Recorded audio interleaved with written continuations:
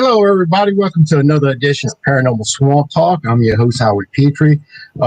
Crystal Kohler and Rosie are out for this evening. I want to keep Rosie in our prayers because she's taking her son to the hospital right now. He has been sick all day and hasn't stopped being sick. And Crystal's taking care of her mother tonight, doing some work for her, getting things ready for Thanksgiving. So, keep those people in our prayers. Tonight I'm joined with Mr. Ernie Pack. He's co-hosting with me from Pac-Man. So show some biscuits tonight. That's right. He loves the biscuits. And tonight our guest is Miss Dana Holyfield. She is, I believe, an extraordinary woman. She's done so much, and for being from Louisiana, I mean, it's unbelievable. She's written books, storybooks, cookbooks, children's books. She's even written movie scripts. I mean, she's big time into that. And then the biggest thing is for the paranormal side, she's the granddaughter of Holland Ford, who's actually filmed the Honey Island Swamp Monster, which is only about 15, 20 minutes away from where I live. And she doesn't live that far away from me also. So that's amazing. It's our Bigfoot, you could say. I think they're saying it was a monkey that was crossed with an alligator or something like that. It's supposedly, I don't know. I mean, it's a whole bunch of weird stories come out about the Honey Island Swamp Monster, but still in all, I believe he exists. And there's a lot of land around here for these people, for this thing to actually live on. So, I mean, it's not something that's not unheard of. Miss Dana. Hello. How are you? Oh, pretty good. I've seen you made appearances on TV shows. You mostly talk about the Honey Island Swamp Monster. You had a movie. It's The Legend of the Honey Island Swamp Monster. There's another movie we were just talking about. We'll bring that up at the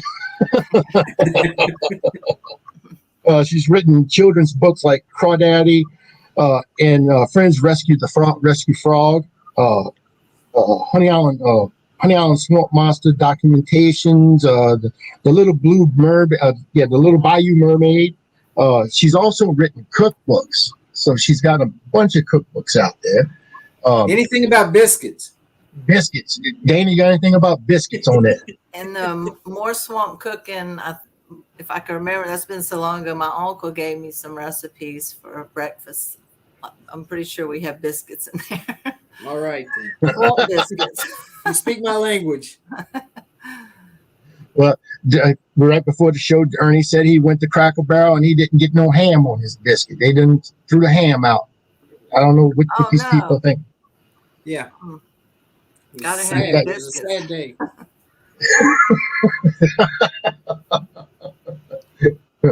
Yeah, it is a sad. Listen, this you, Dana, so you can share your part out. This is the worst part, sharing this thing out. I mean, I'm doing this where I can stream out of 6 different spots and I'm still sharing this thing out. It's like, it doesn't stop. It doesn't stop for some reason.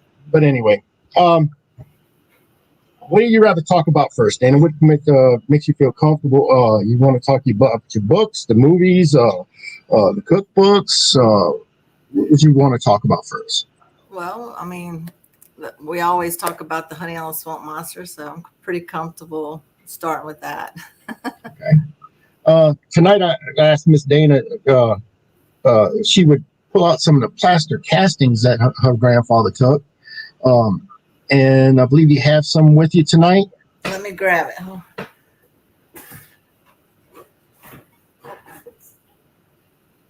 Can you see?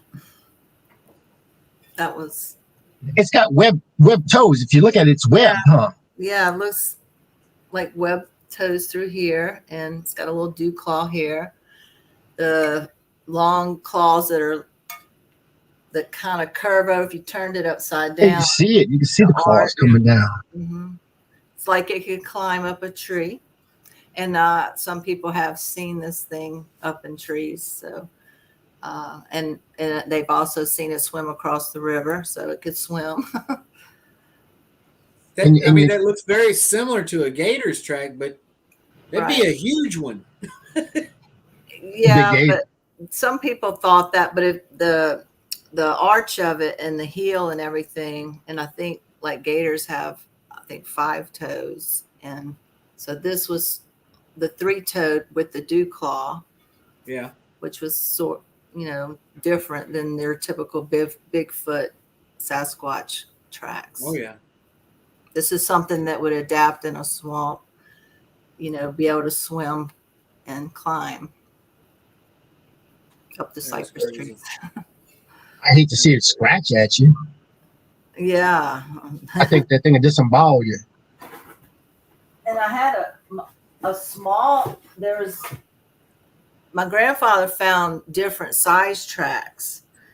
That's why he thought there was more than one, because he found like 5 different size tracks. And this smaller one was one my uncle kept for years. That was my grandfather's. And it's really small, like it was a baby. I've never showed anybody this. I found this not too long ago in some of our stuff, going through all the boxes. That is Wow. cool. So I know the one that's probably So wishing tell he us was a on. little bit about, for those of us who aren't familiar with the Honey Island Swamp Monster, tell okay. us a little bit of the legend of it. Well, back in 1963, my grandfather, Harlan Ford, he was on a hunting trip with his buddy Billy Mills. They had built a camp way out in the middle of Honey Island Swamp.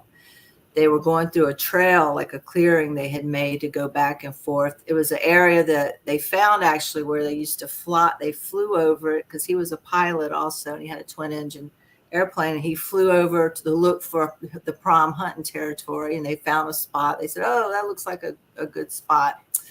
And they supposedly, I heard, my uncle told me the story, that he took a bag of flour and threw it out on the sandbar to find the location when they went back by boat, so they would know where they saw, where they were on the Pearl River.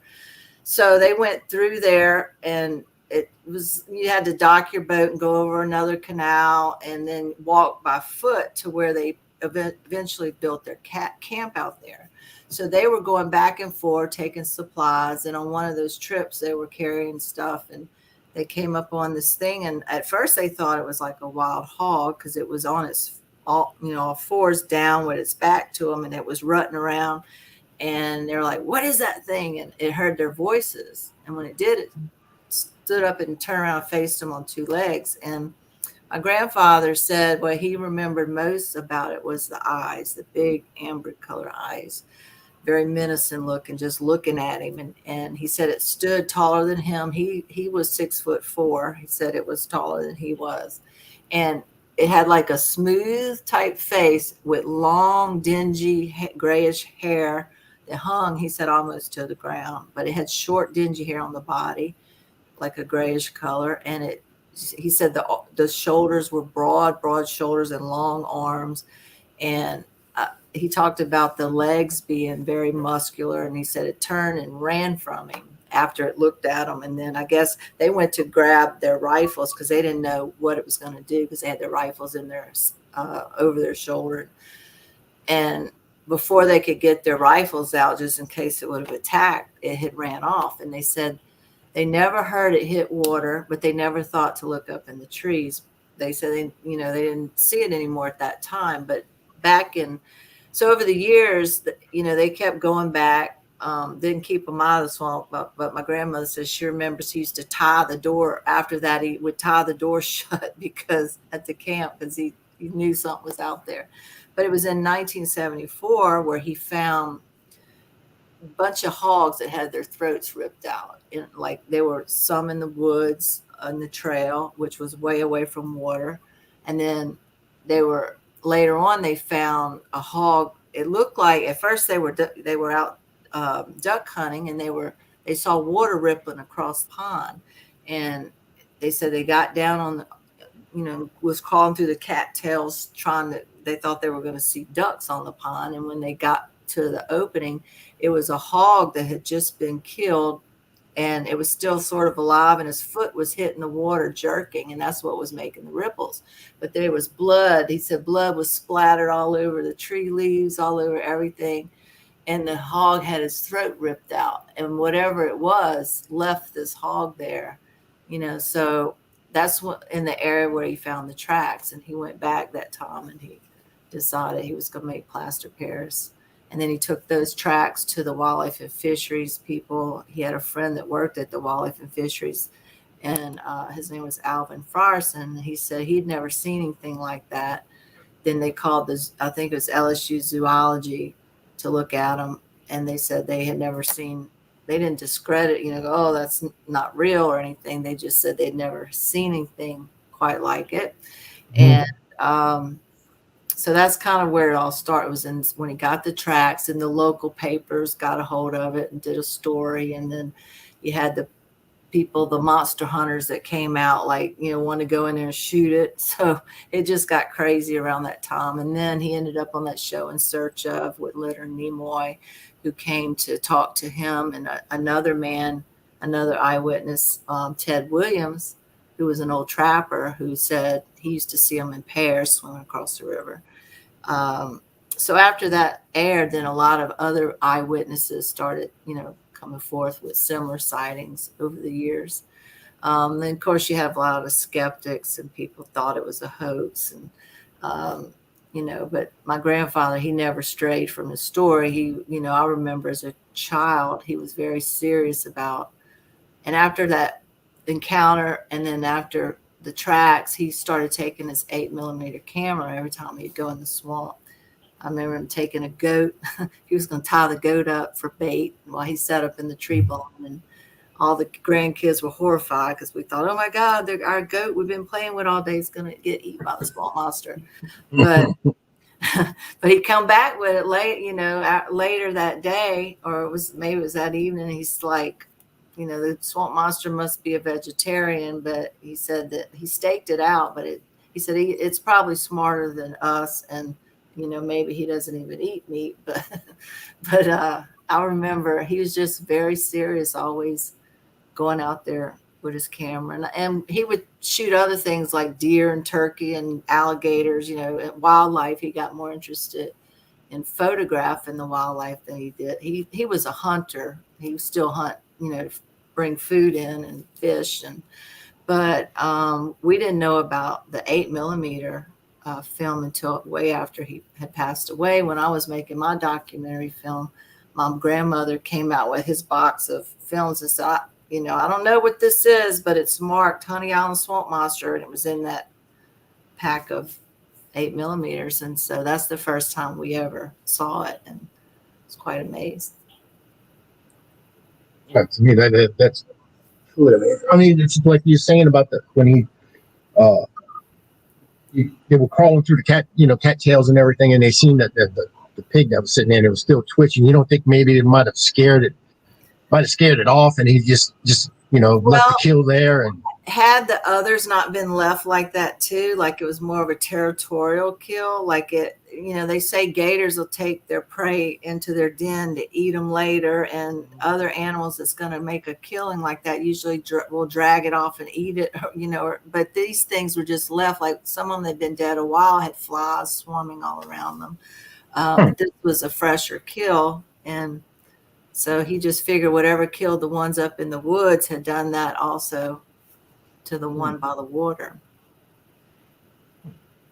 I guess he didn't like pigs around his place, huh? He just gonna kill them all off and just sort of like stake them out, huh? Maybe he just didn't want, because hogs are mean. Hogs are wild hogs are dangerous, and they got those razor sharp tusks that could shred newspapers. We have one. We're raising one. We're raising one right now, a little baby. Well, we got it when it was a little piglet. Oh yeah, and now it's a female, and the head on this thing's huge, And I mean, they she's will make mean. good pets if you met. Like we had a friend down the road that had one for years, and it got huge. And when you go over there, it's kind of, they look scarier, and I guess because he was raised around humans, he was, but those wild hogs, I remember in the swamp, my pack of them would come through, and you had to climb the trees. My dad put us up in trees one time when a pack of hogs come, and they'll hang around for a while, and eventually they left. But And they say not to let it taste human blood. If it tastes human blood, that's it. It's going to want to get you every time. The hogs, they eat bones and all. There won't be nothing left of you. It's bad. So. Oh man. To me, and what's the story about this thing? I mean, I've heard so many stories of what the Honey Island swamp monster.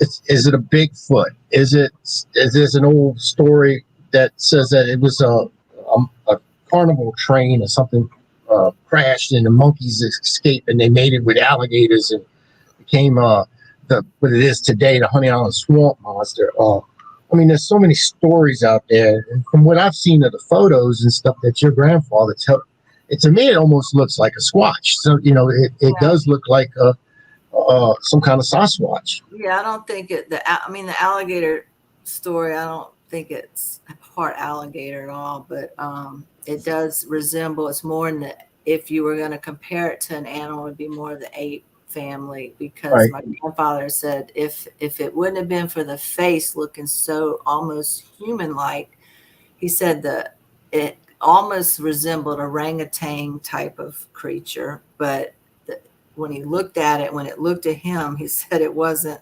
that. It just, if he had to compare it to an animal, it would be something like that. So that's why I would think it's more in that family than alligator reptile. Although when you look at the feet having the web, that's what throws me off. Yeah. Now, but he never said he saw the monster step in there and make those. He just was always assumed, because of it being in that vicinity, that it happened, and those tracks being around the hogs and all that. He just assumed that that's what it could be. He found the tracks in the same area that he originally had the sighting. So maybe it's just adapted to its environment. I mean, it's in a swamp, and over time, I think Todd just said the same thing, adaptation. Mm-hmm. Linda said, is asking a question: when was the swamp monster seen to climb a tree? There was a man, Jerry Ross, that he was one of the people I interviewed in my documentary. He said that he had a camp. It wasn't far from our camp, and he had gone out there, and he had a generator running. And so he said he went in his camp, and all of a sudden the generator went off. And so he went out there, and he went to see why. He thought he filled it up with gas. And when he got out there, there was this thing standing by the generator, huge. And he said he looked at it. And it was dark, but he could see it with And he said he backed up and he went back into his camp. And he said he kept looking out there, and by that time he said it had got up in a tree. And so he had a flare gun, and he said he would shoot the flare gun trying to scare it off. He said it stayed there most of the night, it wouldn't go. And then he said after that, when daylight come, it had left, and he said he didn't go back to his camp for like a long time. And when he told me the story, he said, this is actually the first weekend I've been back out here. He said that it scared the hell out of him. He said this thing was huge, and it just, I guess, generator's really loud. I guess it didn't like the noise, and it had unplugged it. So he said he had seen it climb. It did get up in the tree that time. It's good. It's safe to say next time you ever go out towards your place out there, out in the Honey Island swamp area, to bring an extra pair of britches with you. Yeah. You're gonna go through them quick. Yeah, we've been thinking about doing some nighttime investigation tour, like private, personal, where we take you out there at night, like my son and some other people that would be like the swamp guides, and maybe have a place to camp. We have land out there to camp on, so we're trying to figure out how to get that going. And my dad has a camp, but we were thinking of putting it like where you actually put pitch tents out there. And eventually I want to do a houseboat, have a houseboat where we bring the people, where we take them to look for evidence at night, in a night vision type.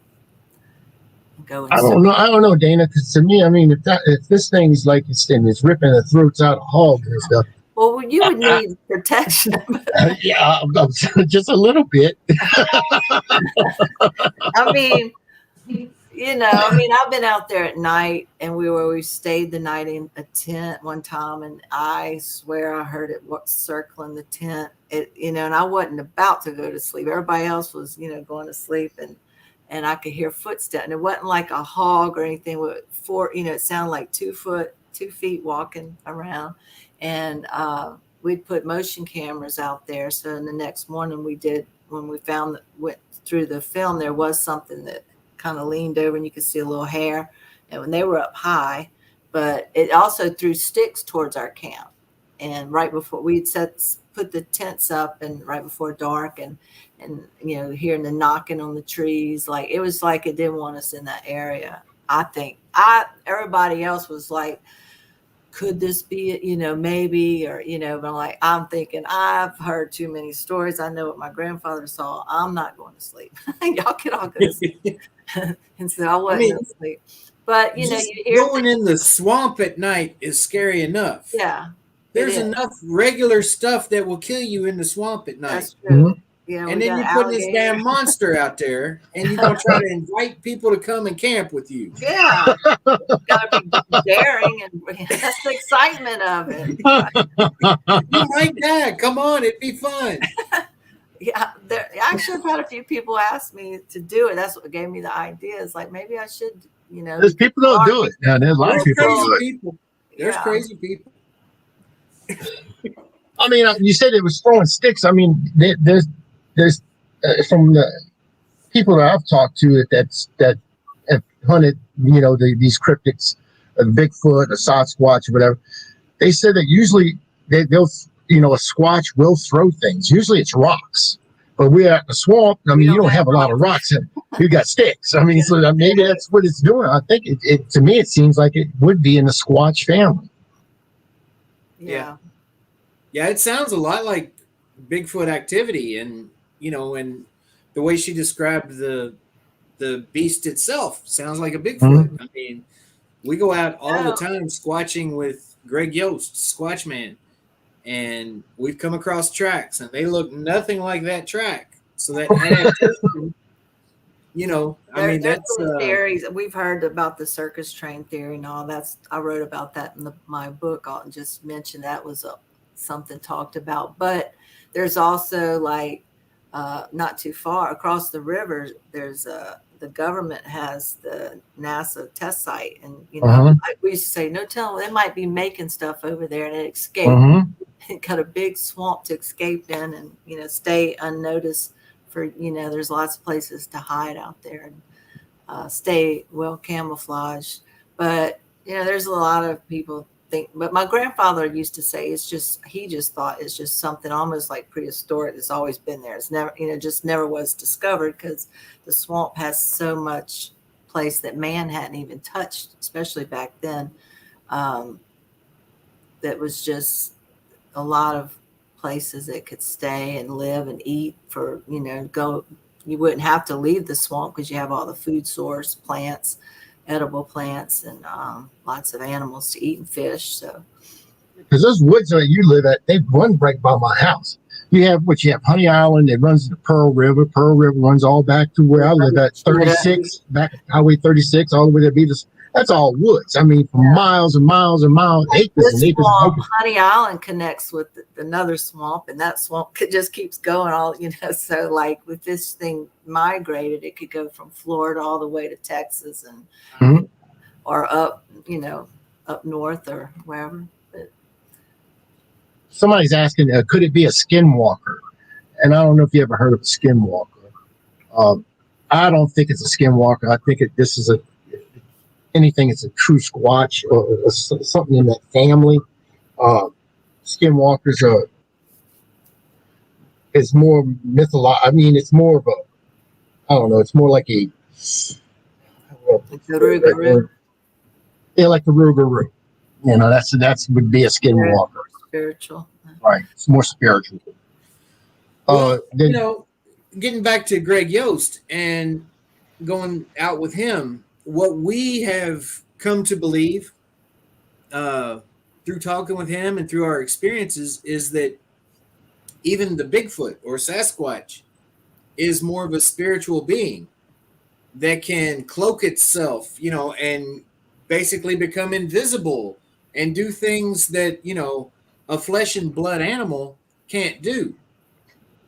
And, this, I think a lot of these It cryptids could might be be the like same. alien too, like it's maybe Right. left here by, because we have seen UFOs out there too, and a Mhm. lot of people have years ago. I remember as a child, I was probably about, I'd say about 9. We had another camp on down in Angie, Louisiana, which isn't, it's about an hour from here, past Bogalusa, and our whole family was out there, and we were all sitting on the porch, and all of a sudden this thing went over the river, which was probably a couple hundred yards in front of the camp, and we could see the lights, the like blue lights shining down on the river. It was very, you didn't hear no sound. It was odd, and then it moved, and it come over us, and then all of a sudden it shot straight up in the air and disappeared. And I thought, and we all were like, did y'all see that? So it wasn't like just one person's imagination. It was like 2 families were out there and saw it. And my dad claims he had seen strange things on hunting trips, that resembled UFOs. So, who knows? Maybe this thing was left behind, if That's what there. they're saying. There's a relation between the UFOs and Bigfoot. Matter of fact, that every time you see a Bigfoot, they're in correlation with a UFO sighting. So they don't know if it's actually, Right. the same thing or. Yeah, we don't know what what's out there in other. Who's to say is if there are other life forms and other planets that they came and left something behind. Maybe they left him on purpose, or or he just like ET got left behind. But I don't. I just think I believe there is something out there because too many eyewitnesses have seen it that were credible eyewitnesses to me when I talked to them.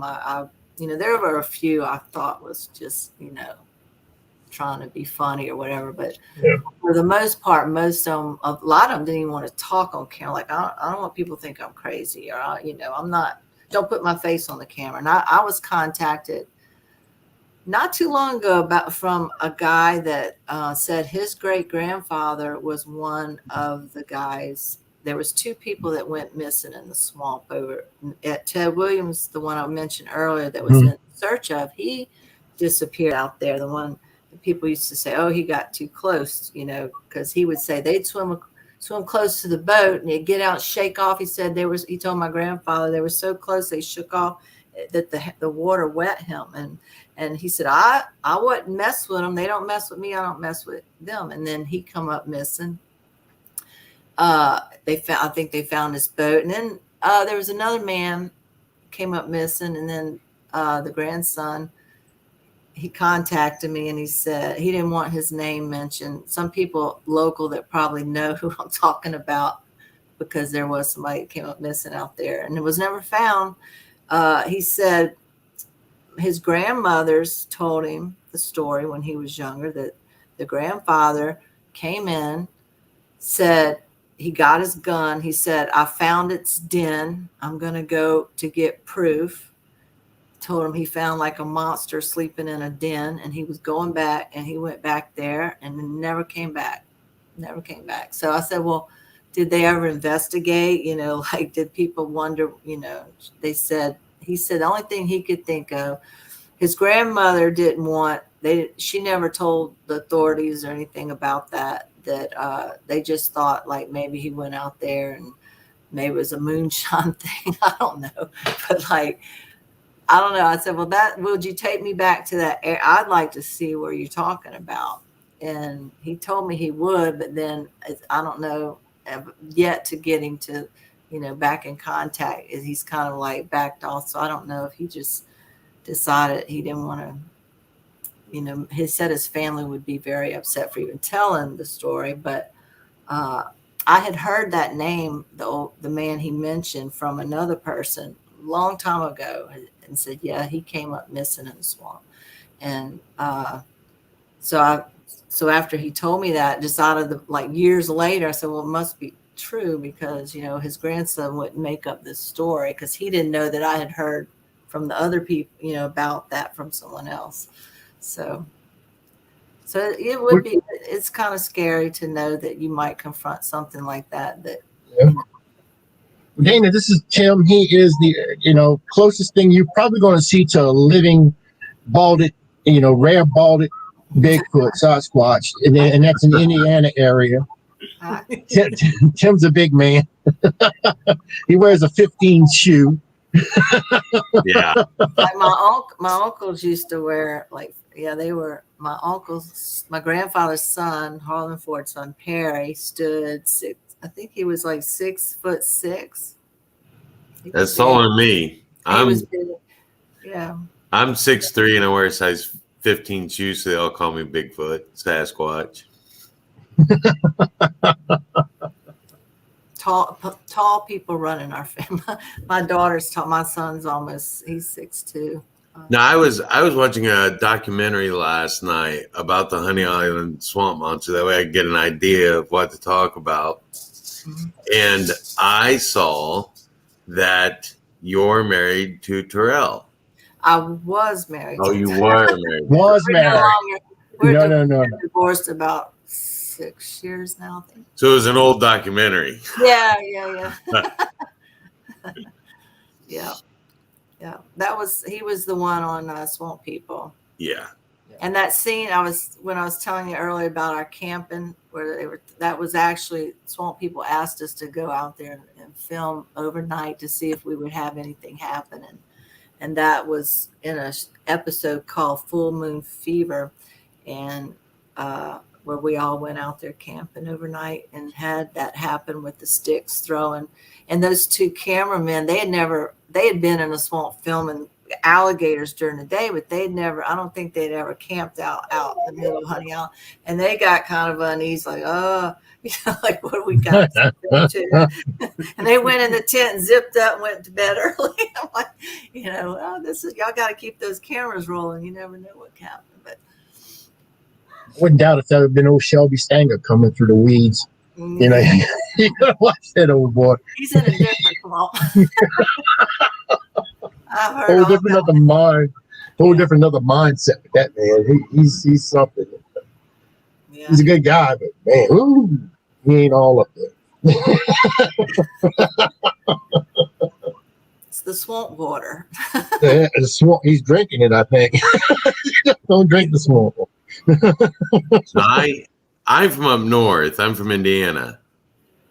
I have been right past your swamp, though, because I went down to meet Mr. Peachy there last year, or earlier this year. Tim, you remember when we went over the bridge and we was going to Mississippi and it was all NASA?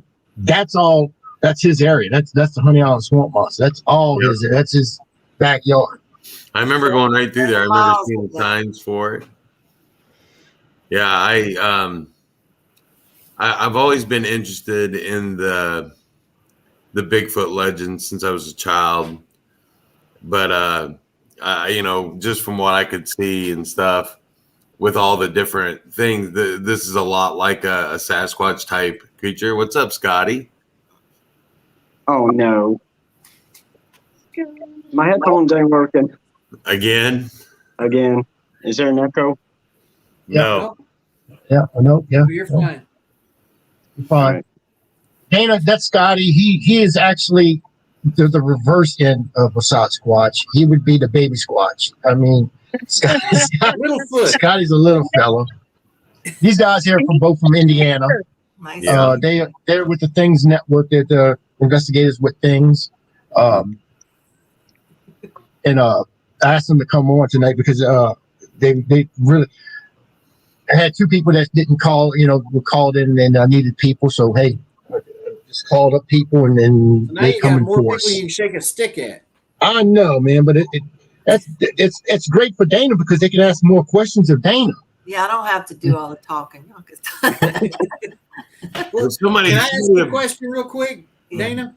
Yeah. You mentioned that 8mm film that you found of your grandfather's. Is there anywhere out there that people can go and see that? Is that posted on YouTube or anywhere? It's I have it in. I put it in my documentary, uncut, just like we saw it, so you could see it the way we saw it. So it's there. I might have put it.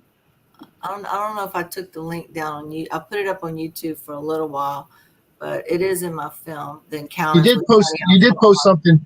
You did post something on my page, on the Paranormal Swamp Investigations page, and I think you had some of the footage of. I think your grandfather was on there, and some of the people that witnessed the Honey Island Swamp Monster on there. I don't know if it was actual 8mm footage that was on there or not, but I'm gonna have to go back and look and see if that's on YouTube. I did watch a documentary last night on YouTube. I just went on YouTube and looked up Honey Island Swamp Monster, and I think it was the first or second one that popped up that did show a clip of the 8mm film. Mm-hmm. Yeah, some people have put it up. You know, I find it every now and then. Don't know who, have to find out who's putting up that, but I had put it up for a while, and then I just decided, since it's in my film, they could, see it there also. Right. But it's like it starts off where he goes you could tell he's in a boat going upriver, and then through the swamp, and then climbing up the tree blind, and then from the tree blind, after I guess he'd been there a while, that's where you could see it walking through the woods.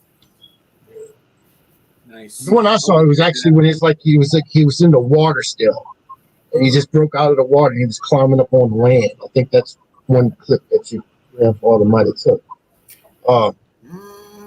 No, from the water. Yeah, it was like he captured it like he was coming out the water. It's just like he was jumping out the water. He was going on the land. I mean, it was just like that fast. It was at a distance stuff. Oh, that might have been someone else's. I don't think mine, because the one that black and white. The one where he has is it just walking through the woods. I've seen that. Someone else did a reenactment of it from somebody's point of view. I mean, a story. Sometimes people do reenactments, but my grandfather's 8mm was just this thing walking through the woods at a distance. Right. And then it kind of disappears behind the trees. Mm-hmm. He had, people analyzed it, and they screenshot in. You could see like the way the neck, it was kind of curved over, and the long arms, and someone had digitized it to freeze frame to try to analyze it. There's also a scene in there where you can see that funky. What do they call it? It's like the step, the way the knee moves with the step. I saw another Bigfoot documentary on the what was the guy in California? Patterson film, was that it? Mm-hmm. The Patterson-Gimlin footage? Yeah. I saw another thing where they were trying to have an actor move his body in the same way that the creature is moving. And the way the knee moves in that film is so unnatural. So anytime I see footage of anything Bigfoot related or anything like that, that knee movement's something I look for. And I noticed during the 8mm film that the knee movement was exactly the same as the Patterson film. And human beings cannot recreate that knee movement. Yeah. That's something that I have always scrutinized now that I've learned is that knee movement. Yeah, look at the knee movement, right? Yeah. And the knee movement, yeah. Yeah. To me, it was validated. Anything that Mr. Ford shot or he put out there, to me, it's all been validated. And I'm gonna tell you why. Because freaking Leonard Nimoy was there. He interviewed Mr. Ford. So that's all I had. That's it. Leonard Nimoy. Mr. Spock said, "There it is. There it is." Leonard Nimoy on your side. Yeah, Mr. Spock. That's the way I look at it, Mr. Spock. At the beginning of the show, me and Ernie was able to see the actual plaster castings that Mr. Ford did do. And Miss Dana would be so kind. Can you show those plaster? She even showed one to us for the first time tonight. It's actually a baby one. Oh, wow. Okay, this is. Can you see? And it's got webbed feet. Look at it. It's webbed with the claws. Mm-hmm. And then this was the smaller one that I found in his stuff. That was my uncle had it for a long time. He found like 5 different size tracks out there throughout the years, and he always said he believed there was if there was one, there was more. It was a family.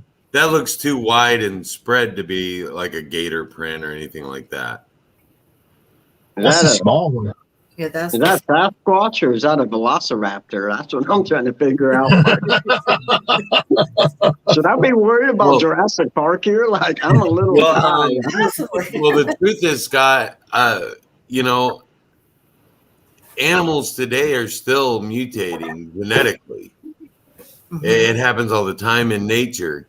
And I've often wondered, after seeing the cast prints there and seeing them last night on the documentaries that I watched, I was sitting there wondering if that's not a special adaptation that they evolved to have just for being in the living in the swamp.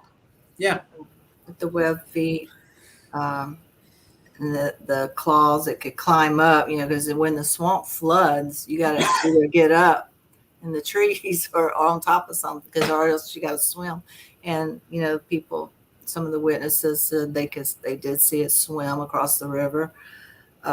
Few of them said that, and then there was the one that said they saw it climb up in the trees. So, And the biggest thing that Miss Dana was telling us before, you got to remember this. This is all around NASA. This is all around NASA. Yeah. What kind of experiments? What kind of experiments that they're doing out there in NASA? There's no telling. Yeah, they have a buffer zone, like the swamp has a buffer zone, and NASA's on the others. Like if you cross over the Pearl River, the whole then we've known times when the Navy SEALs go and train way out there on the sandbars and through that swamp. We were told they do that out there, and then they have. If you look at it from Google Earth, it's not that far. It's like it runs all along the back side of the swamp. So who knows? Yeah. Well, the interestingly enough, I just read an article about a week ago on what the Lakota believed about Bigfoot, about Sasquatch and Sasquatch type creatures. And they actually believe that they were the English speaking Lakota now call him the big man. But back then it was called I'm going to murder this. Chi Tonka.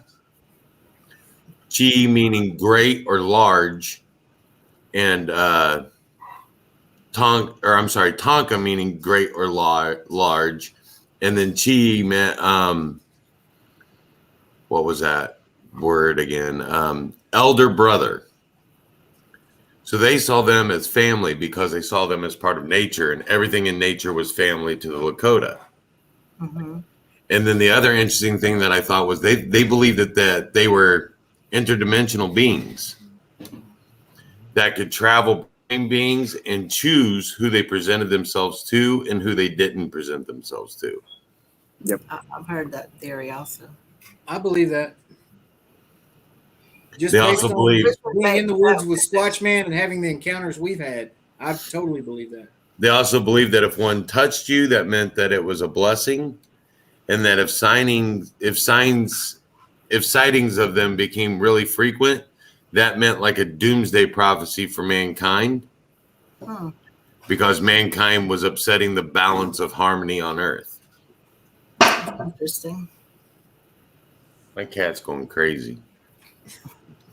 You're talking about the Squatch. That's why. I Your relatives. don't think they get along with cats. Although Maybe relatives. they have the bobcats and the black. Some people say there's black panthers there. Other people say it's really jaguars that look like black panthers if the light hits them certain Yeah. way you see the stripes, but some of the people out there have sworn that they have seen Black Panther, and they're huge, big. So it's possible. I've seen trail cam footage around. I mean, this is when St. Cam, northern St. Cam, of cougars and bobcats and stuff like that. I haven't seen a panther. Yeah, I have seen a panther. They said it was a panther, Black Panther. Now, if it's a jaguar, I don't know. But this thing was huge. Yeah, We actually had several released in Indiana not a few years back. Mountain lions that were released in Indiana. Yeah. That were meant to bring down coyote and deer populations. What is that? I mean, that I have Don't a have friend them around here. I got a buddy that works for the DNR. Oh, there was several released in Huntington County. Man, you need to be quiet. Don't tell me that. I ain't going outside and pee no more. I'm just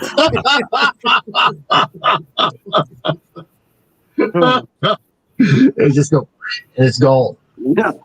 No, I'm done. I'm done. You just ruined it for me. So, Dana, what's the most recent sighting that you've heard of?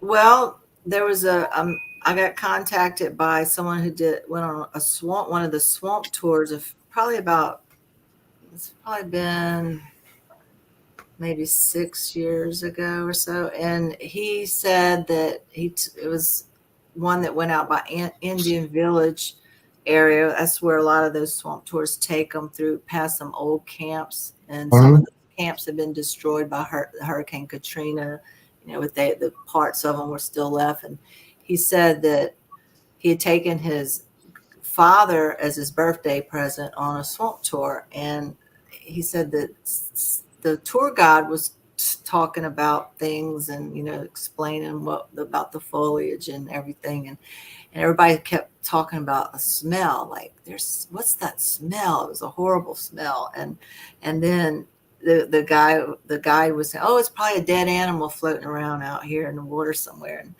And the man said he glanced off to the right by one of those camps, and he said he saw this thing it was like sitting, and it had its elbow like on its knee, and it was squatted down, and it was just staring off across the river. And he said it stunned him so bad he didn't say nothing to the group, and everybody was looking over here what the swamp guy was talking about. And he said he thought it was at first his imagination, and he said, but and that was around the time when they were talking about the smell. But he said when he got back to the car, and he told his dad what, and he said, I don't know, he said, but I just really believe I saw this, he said, so he wrote me this long, this email, and was telling me about it. He said, I don't know, you're the only person I would really want to talk to and ask, is this possible? And that was an area that, there had been other sightings, but he said it was the look of it, the face. He said the face looked like it had old, like leathery skin on the face, like yellowish, and the eyes were a yellow tint, like the whites of the eyes was like yellow, like as if it had been sick, like it was. But he said it was just horrifying. Like I said, well, would it be something that if you saw it, and would it be very scary? He said, what he said to me was, if I saw it, shoot first and ask questions later. I said, if he came face to face with us, oh, don't shoot, don't shoot it. If you actually see it, if you ever would confront it, I hope nobody would shoot it. But right. He said it was just, a very scary looking thing. But I said, well, why didn't you say anything to he said, well, at first he just thought, did I really see that? But then, and the boat was kind of going around the bend and the curve, and he said he thought about it. And as he got back to the car, he decided to tell his dad. And then he wrote me about it. I put his letter in my book, so you could read his letter to me, and you could read the description, how he described it and everything. So that was about 6 years. Yeah. Linda Judd asked a question a few seconds ago. Was the knee movement the same as the Sasquatch and for the Sasquatch and the swamp monster? Yes, it was exactly the same. It's almost impossible for a human being to recreate that knee movement. That's cool. That's why I always look for it. Like I was saying before, I think the web feet thing comes in from adaptation. Being so long in the swamps like that, of course, it's going to have to adapt. And generation after generation, just like you was talking about earlier, Tim, about nature's always evolving. I think that's what this thing's doing. It's evolving. So. Yeah. Is there a lot of logging down in that area?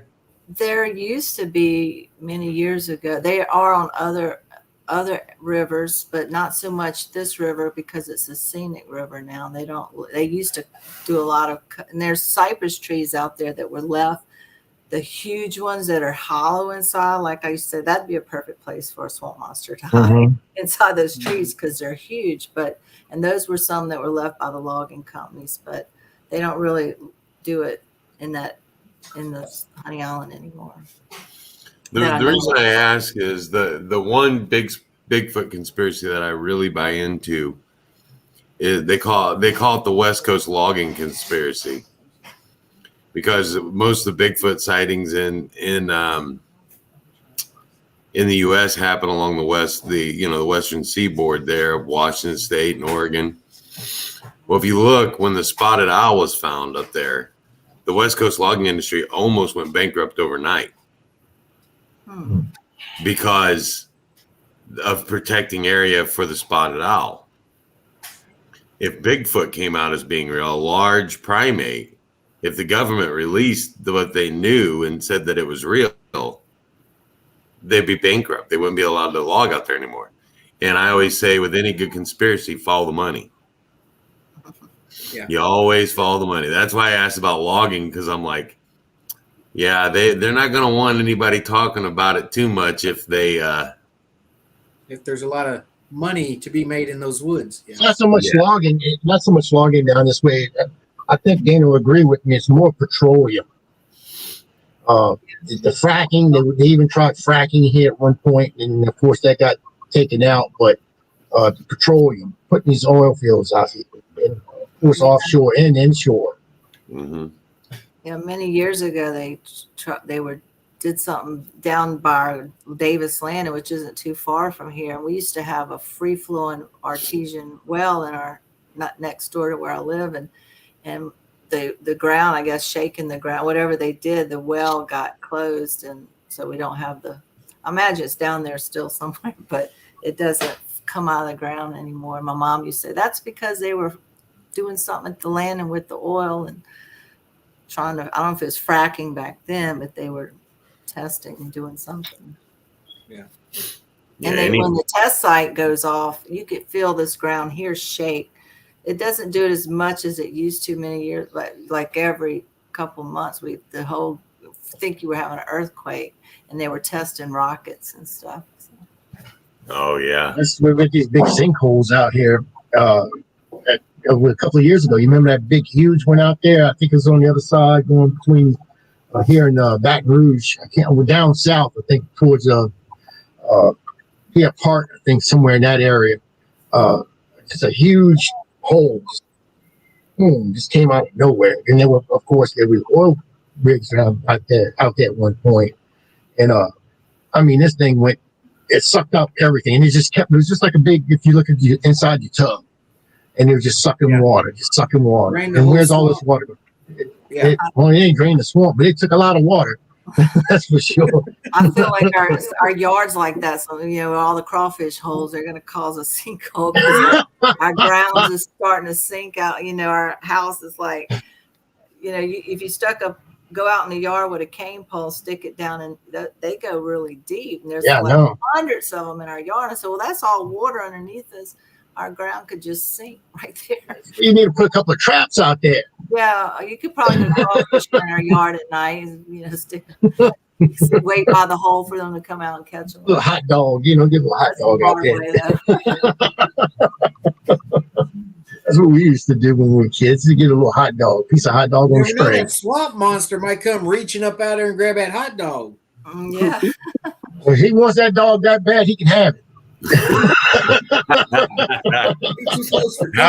Howard says if he gets that hot dog, he ain't holding on to the other end of that string no more. I'm out of there. Look, Howard's going to be in I don't know, Florida somewhere by the time that hand comes up and starts going down. I'll be in Florida. Is it gone yet? Is it gone? Oh Lord. Let's get since we're talking about hot dogs and stuff. Okay. Let's get off that subject. Let's get with Miss Dana's cookbooks. She's also known to cook a few things. Now, we were just talking before the show. Her mama said she's getting old and she can't do all this stuff no more. So Dana has to take up the reins now, and she's got to be the head cook and all this stuff. Thanksgiving, and so a couple of her cookbooks is swamp cooking with river people, more swamp cooking, and Cajun sexy cooking club.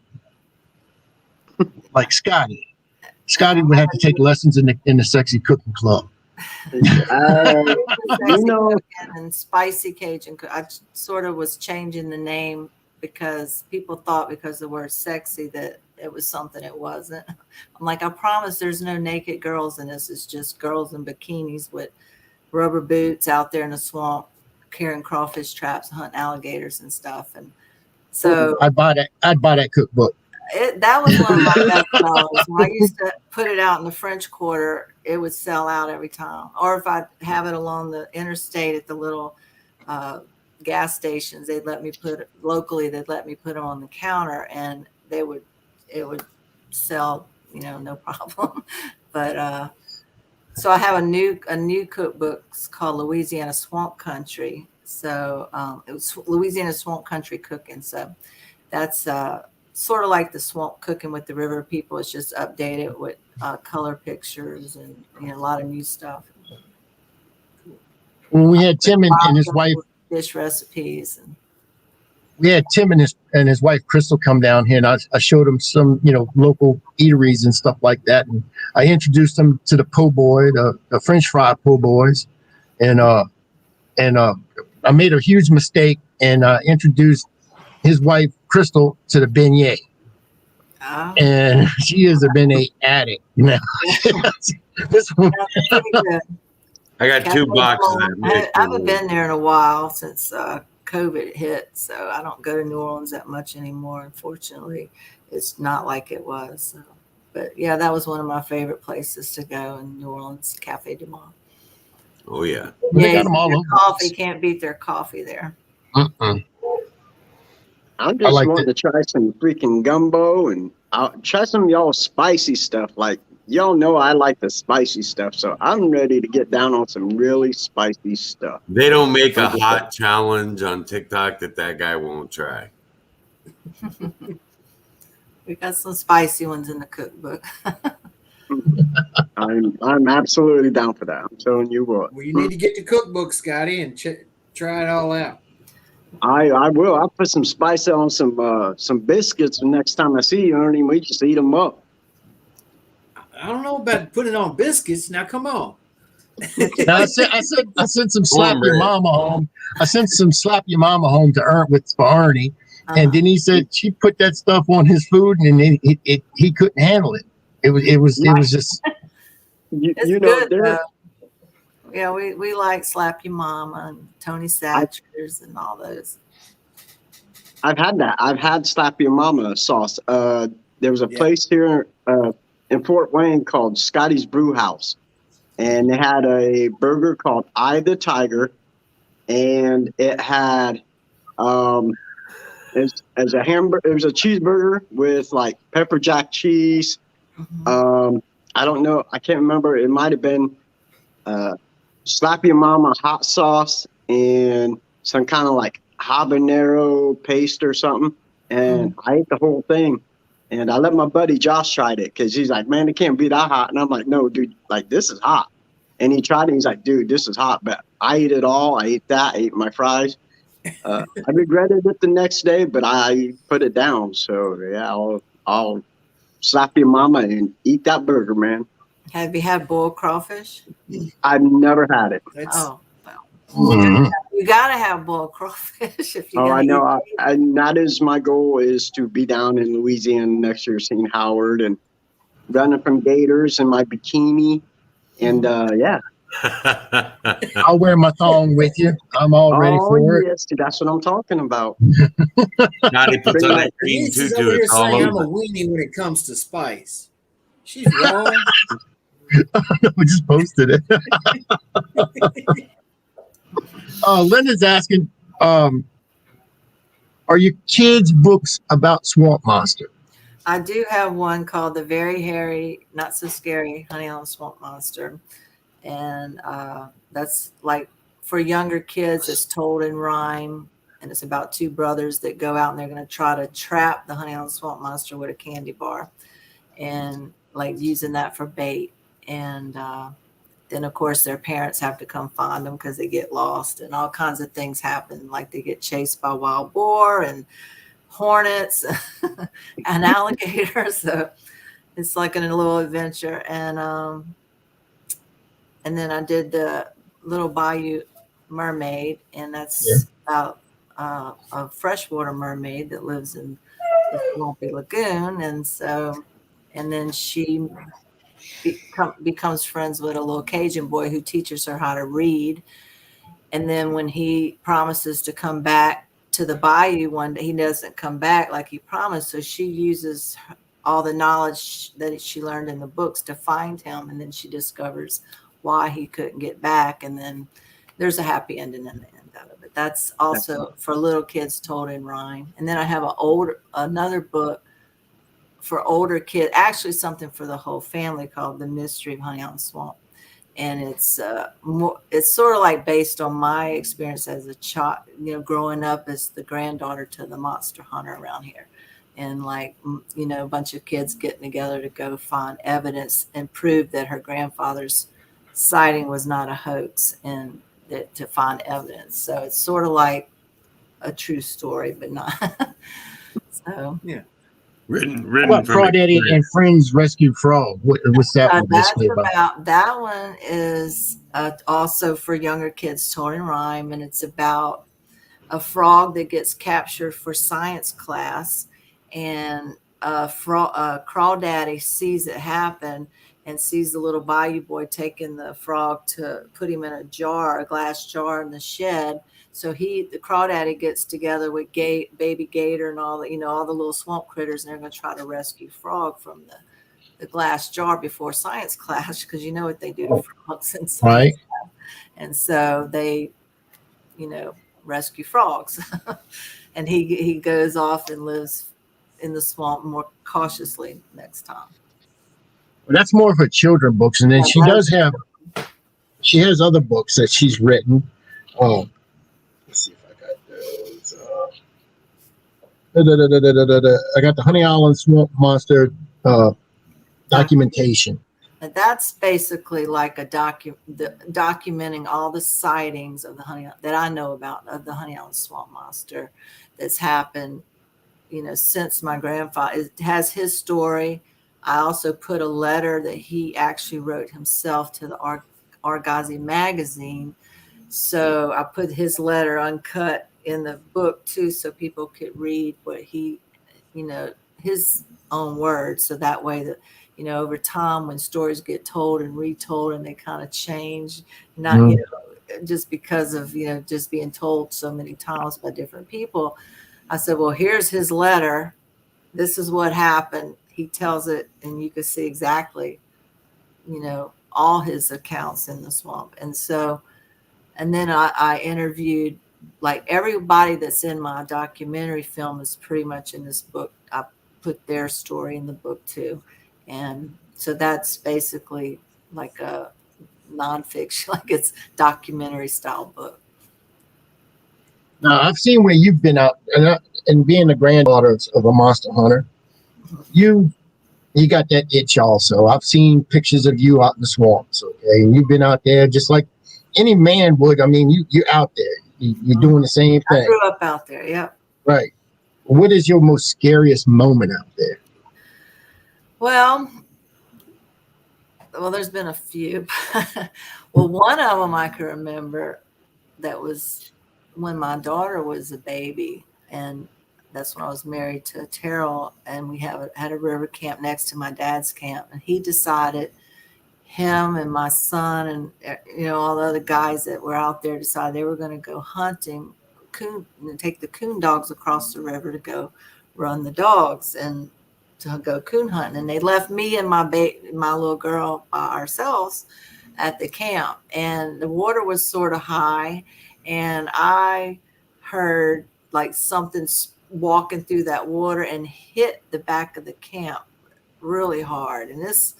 And that we're like on an island out there, and I'm thinking, oh my God, here me and my she was a baby at the time. I said, here we are. What am I going to do if it's on this? Because our camp it was on an island called Goat Island, which is one of the islands that they had some people that had encountered the creature there too. And I thought, well, here it is. All these years, this is it. It's gonna get us, and they'll never see us again. But eventually the guys came back, and I told them what had happened. And oh, you just imagine. I said, no. And of course, because the water was so high, you couldn't go find the tracks back there because it was covered with water the next day. And then there was another time going out there with what really kind of got me years ago when I first came back from California, because I was gone for like 8 years and went to Hollywood. And when I come back here, went with some of my some girls that they all had camps out there, and they were like, we're going to go to our camp. You want to come along? And so once again, we had a campfire out there, and the guys were like, we're going, run some catfish lines. We'll be back. Y'all tended the fire and left the girls. So it's just me and my two friends. And we started hearing stuff out in those woods, and we're like, oh no. And so we decided, what should we go inside? And then we had our little dog out there. It was her dog, and the dog started barking towards the woods, and I think, what could it be? Maybe wild animals or whatever. So we decided we'll go inside the camp, and every little sound out there. And again, it was like something hit the camp at that time. It's like, whatever this thing is, like, it's, going to scare us off. And she, we're like, what if, I'm telling, I don't know if y'all know about the Honey on the Swamp Monster, but I grew up knowing about, and they thought, don't tell me that, this. So every time a boat would go by, we would think it's the guys coming back. And, it was quite a while, but during that, I remember lodging the chair up under the door, thinking, but the chair's not going to stop this thing if it really wanted to come in this camp and get us. And she had a shotgun there that I kept for, in case of emergency. I said, well, what bigger emergency is this?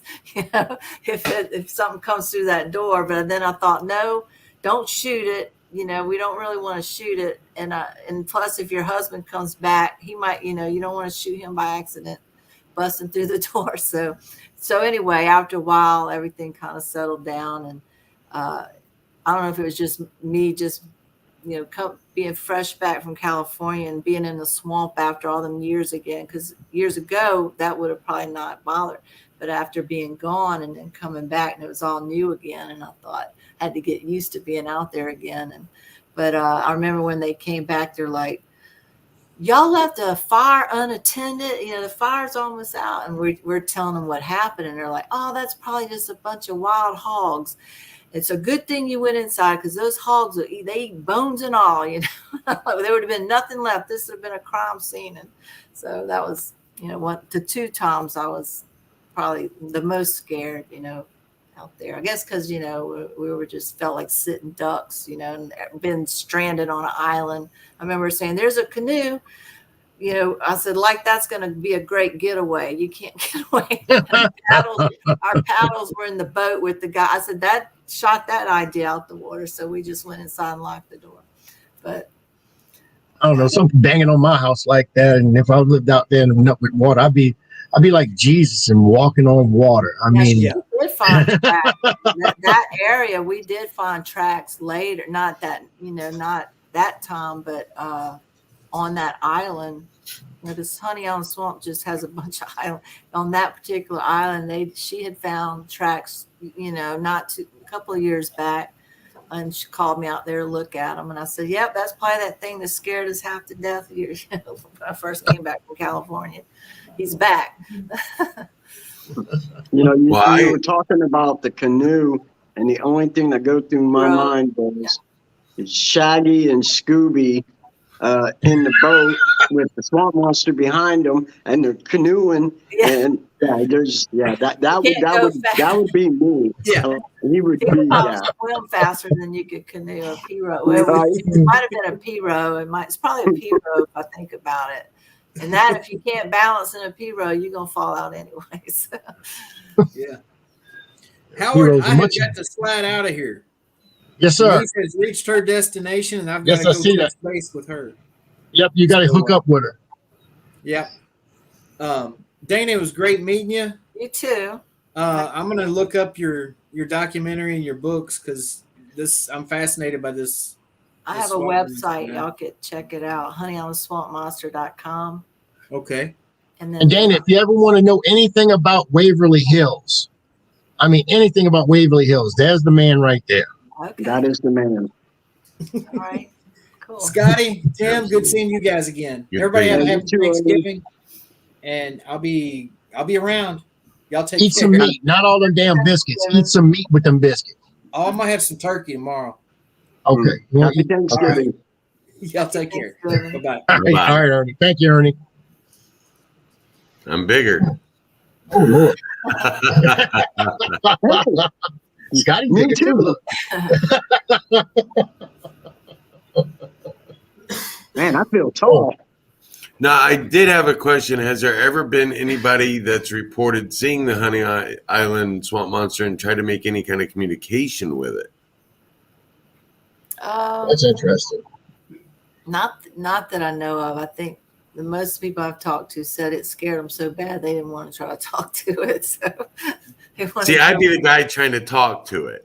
Now, my grandfather might have went and tried, because there was that time where he just kept going back, and we didn't know about the film, and I thought, well, he must have got closer than we knew. And I used to ask I remember asking my grandmother, why do you think he didn't tell anyone about this 8mm film? And she said he really got to where he wanted to know more about this thing that he encountered, and she said, also in the beginning when he first reported it, and it kind of got in the newspaper and the local magazine, and then in search of it became like monster mania around here, like monster hunters wanted to come and go in there and shoot anything, and he was afraid that somebody's going to shoot each other by accident or shoot another hunter or whatever. So, and then she said, and he just really was just fascinated, and so I used to think, well, maybe he got closer and knew more than what any of us knew about it, because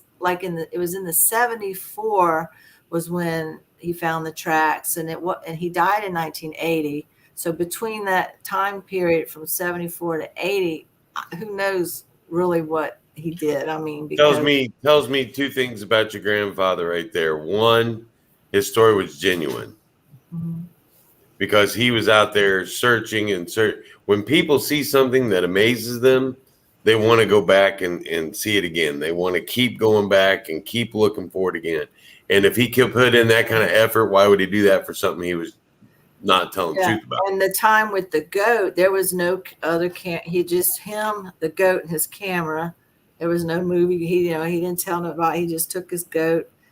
It was somebody had brought the goat to him, and because I guess he said he wanted to use it as bait and stake it out. But I just remember different times like that he was going, and he'd have his camera, and I remember him telling me one time, he said, I don't care what anybody thinks. I know what I saw, and so. I remember my parents telling me that story. The story of the Honey Island Swamp. That was back, and I think it was in 76, 77. And to me, I was like, I was a young kid, and that scared the shit out of me. I'm not going to say nothing, Howard, because I was born in 77. I was a younglings. but Yeah, the other thing it tells me is that he was very wise about it, because not only does that frenzy start with the media and everything, and everybody out there trying to shoot at it and everything, but it also, maybe he was trying to protect the creature itself. Yeah, I think That's what Joshua just said. yeah, Yes, he that's had a very lot of wise of him skeptics. to do that Yeah. way. They had people that tried to like when his story first came out, that like, of course, the people say, oh, it's a hoax. And, they get out there and try to make, like my uncle said, he remembers the game warden catching someone walking backwards out of the river with some fake, the fake shoes. And then that man, Ricky Holyfield, who's no relation to me, he spells his last name with an I, claimed that he had a shoe that was he said, oh, this is your grandfather's shoe, and it's glued to the bottom of we have the track glued. So he come out with this and try to discredit my grandfather. So I went to see what he had, and I'm like, I don't think you were that good of friends with my grandfather to know what kind of shoes he wore that many years ago. And, and he claims he found the shoe in the mud. And I thought, because it was puzzling to like, what, that type of shoe. I said, if my grandfather was going to stage, and he wouldn't have left the shoe right there by his camp, and he wouldn't have been having those he'd have wore rubber boots, and you don't go in a swamp with dress shoes on. So I thought, and then later, I wasn't even the right size. They were small. I said, my grandfather stood 6'4". These things wouldn't have fit him anyway, but they'd fit that man telling me, Ricky Holyfield, because he was, I said, that's more your size shoe. And someone is, in the family said, yeah, there was kind of disputes over hunting like they didn't want a bunch of people coming in their hunting territory to disturb their deer and, where they hunt it. And they were afraid all these monster hunters were going to come in there. So they were trying to discredit the story and, say it was a hoax. And so, and then I thought, well, it was either them or it could have been a film crew. Because, back in search of, who knows, they might have wanted copies of the track to do reenactments, or Eagle Films. There was a film company that came and was going to do a movie with, after they learned about my grandfather's story, and they asked for a track, during the filming. And he even talked about that in that letter to the Argosy magazine that I put in my book, where he talks about giving a track to them. And so I thought, maybe the film crew left a prop shoot, that's something they were doing a reenactment, because all the times I've been asked to be on TV shows, they usually want the track to do, either talk about it, or could they have a copy, or they wanted to put, do a reenactment in the mud, like they were going to do a scene, like as someone's telling the story, it's a reenactment. So it could have been left, if it was actually something he found. I thought, well, that would have made sense that a film crew might have left it. But I tend to think, he might have known the history between those the families and the hunting territory. I said, he might have just wanted to say, this is all a hoax. Y'all go home. Don't come in our hunting territory. Stay out of our swamp. So. Yeah, I know somebody drove a truck right through my hunting spot. So went out and drove a truck right through the field. So yeah, it's pretty much shot. I would have to give it props to your grandfather, because if that was me and I was out there and I'd seen something like that, I mean, I'm not going to lie, I would probably run. But if I was to go back, like, I would have to take somebody, because, for me, I would be terrified. So if I was going to see something like that again, I'm going to have somebody with me. So that way, if something happens, they're getting tripped and I'm running, and that would be just how it is. I mean, but like, yeah, it would be you, Tim. I'm not going to lie.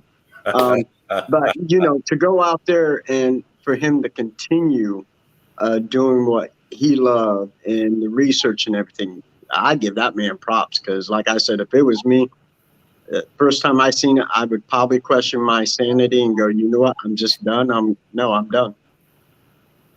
Yeah. See, I'm the complete opposite, Scott. I get intrigued by this kind of stuff, so I would keep I know.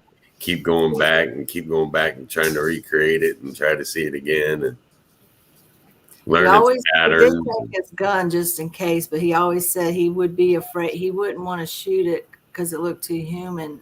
It was too much. It wasn't. He said only if he would have had to, But he Yeah. said, and he took his gun for other reasons. You got snakes out there and wild boar that might come at you or whatever. But and also because you don't know. But he said when he first saw it, it scared him pretty bad. And then, I guess he thought if it really wanted to hurt somebody, it would have hurt them, because there's plenty of opportunity. And then there was those two that came up missing. Maybe, they got too close to it, so. Yeah, but I think if you would shoot it, you'd probably piss it off. Yeah, you'd Right. have to be a good shot. Like there was one of the eyewitnesses that Denny Crawford said that he had it in its sight, and he looked at the size of the shoulders and how big it was. The back of it, and it was ripping.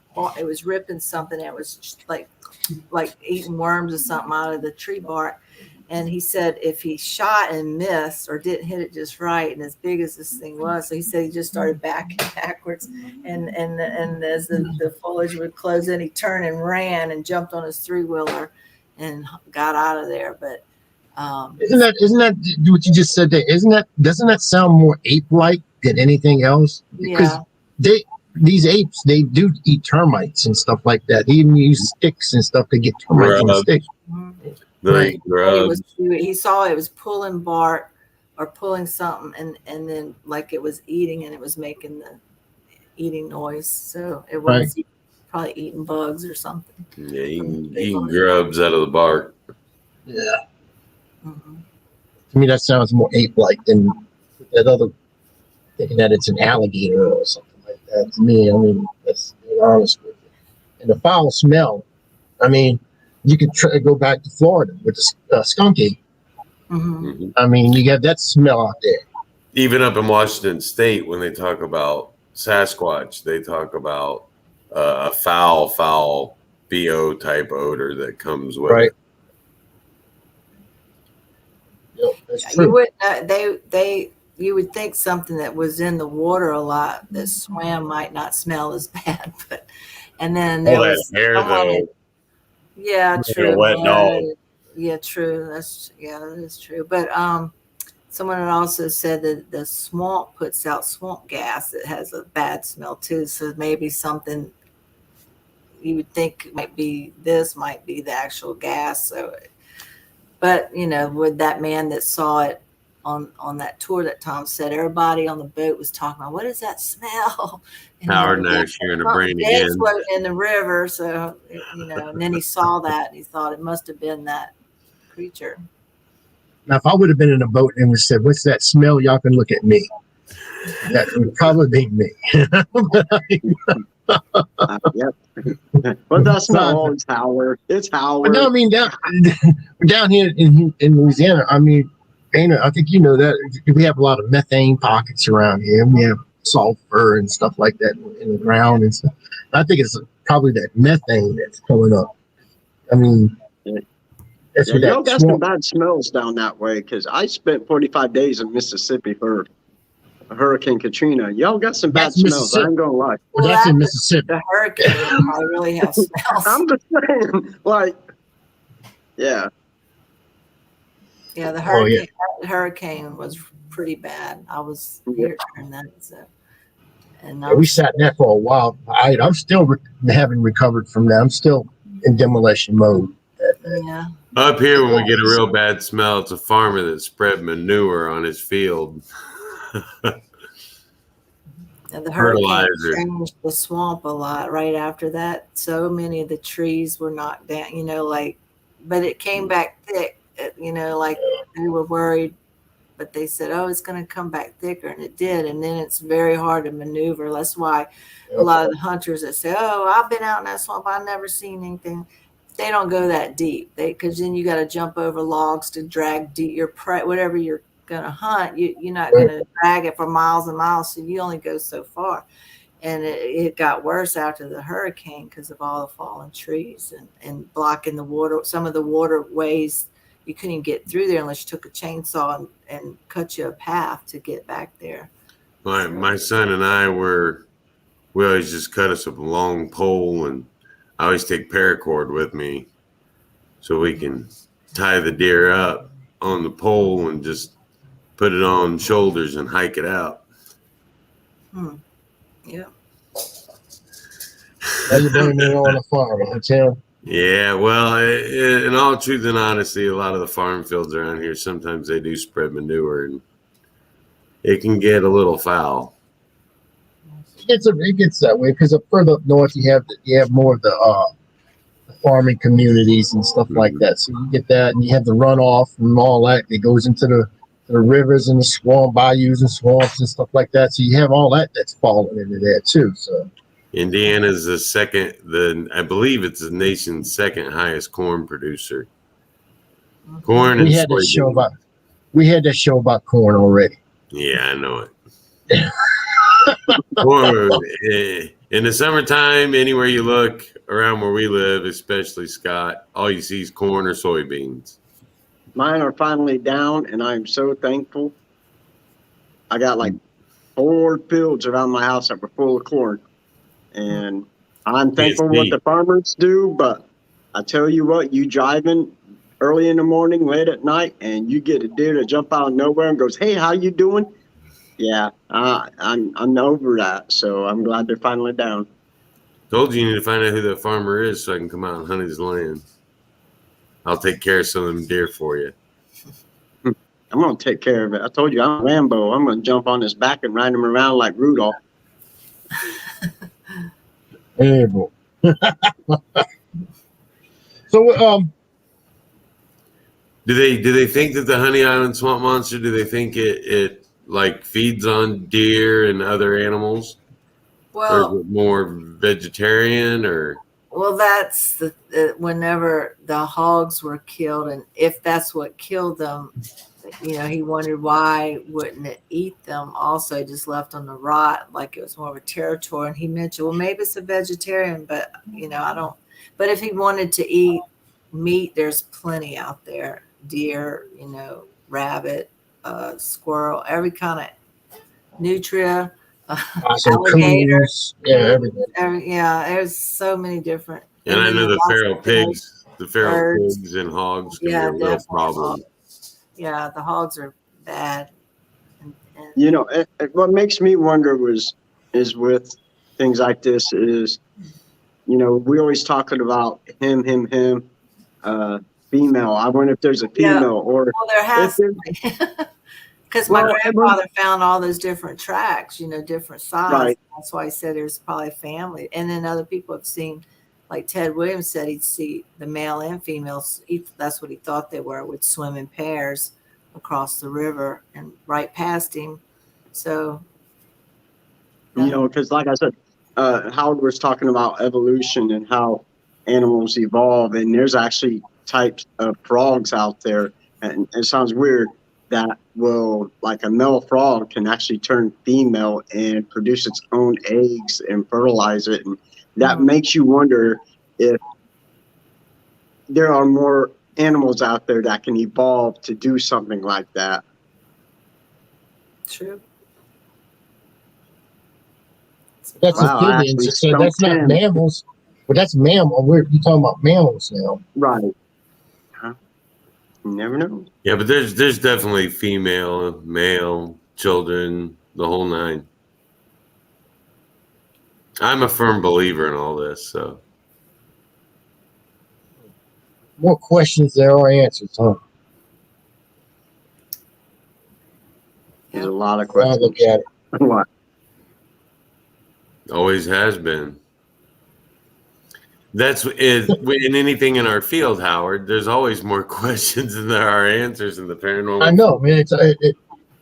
There was another thing we were talking about earlier with the UFO theory. With this, there's been a correlation with when you see a Sasquatch, there's always a UFO around. Mm-hmm. Could it be something that it's extraterrestrial? I think that's a possibility. Only because like I told you, I saw something years ago that, I think was a UFO, and my dad has seen stuff out there like that. So that would make sense to me too, that it could be, if it's not something that's just like prehistoric here, it could be something that was brought here and left, or Yeah. Maybe getting rid of some of the garbage or something. Look, these things are through our trash barrels. Let's get rid of them and put them on Earth, right? yeah.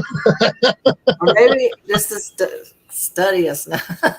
But Oh, look, you know, in a sense, that kind of makes sense because when you look at like Egyptian hieroglyphics and stuff like that, they're in caves, and there's pictures of UFOs and Sasquatches and stuff like that. So it makes you wonder, like, how long have they been here? And you know, so that's they might be studying us. They'll be like, man, they're doomed. Oh my God. Yeah, in this world now, everything's gone crazy. So you're like, we're out of here now. Right. It's peace. Peace. That is cool. Something's crazy. Dana, I wanted to ask you, what television shows have you been on since you've been doing it? I was on Mysteries at the Museum, Paranormal Files. Let's see. I've been on quite a few. American Unearthed. American Monsters was one of the first ones a long time ago. What was the? I should have had my list. It's been a lot. If you have a lot, I know. I was going through them. I was like, this is too many to list. I just asked Dana, and she might know off the top of her head. This may not be a show that you were on, but I know Monster Quest did an episode on the Honey Island Swamp Monster. Yeah, I think I was on. I think that was one also. Monster Quest. Yeah, there's just been a lot. I'm like the go-to swamp monster person. they come to town and which I'm glad. I'm fortunate that I've gotten to carry on my grandfather's like his research and keep studying, trying to find out more. He would be his amazed. legacy. He would be if he. I don't think he.